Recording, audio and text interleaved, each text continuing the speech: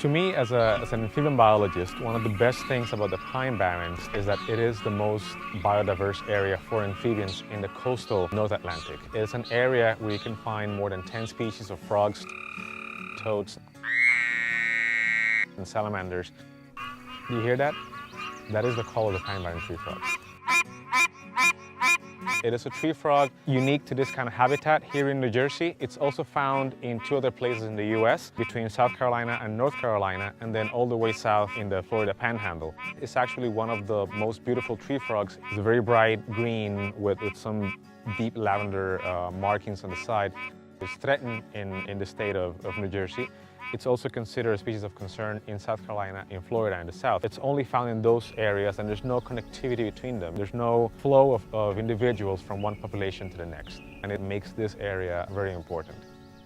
The first time I came here to the Pine Barrens to look for the tree frog, I actually had no idea where exactly it would be calling, how big were they, and I'm trying to find the frogs. I hear the quacking next to my face, and I couldn't see it looking through the leaves. I can see this one that's rounder and more bright.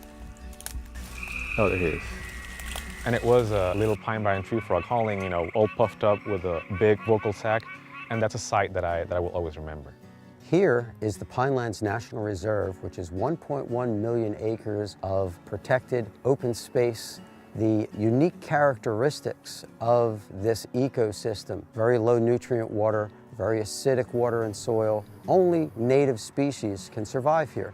And the emblematic tree frog is one of those species. This is their last stronghold on the planet Earth. Like all frogs, Pine Barrens tree frogs are very sensitive to pollution. They absorb chemicals through their skin. So they need to find puddles and ponds and small vernal pools to lay their eggs. And those areas are the ones that are possibly in trouble depending on land use and land development in a particular area. People who live on the periphery of the Pine Barrens, many of them want to have a beautiful lawn. In order to have a beautiful lawn, you have to add lime and fertilizer. It runs off or it perks down through the sand, goes into the Kirkwood-Cohansey aquifer, eventually ends up in these rivers, ponds, streams. It allows non-native species to move in because now the pH is rising from that lime that got in, nutrient levels coming up. Bullfrogs come in, bass come in, and they eat Pine Barrens tree frogs and their eggs. The use of off-road vehicles in all the trails in the Pinelands, that can affect their habitat. The frogs can't use them for breeding. Those frogs get killed, their eggs get destroyed. It doesn't make any sense.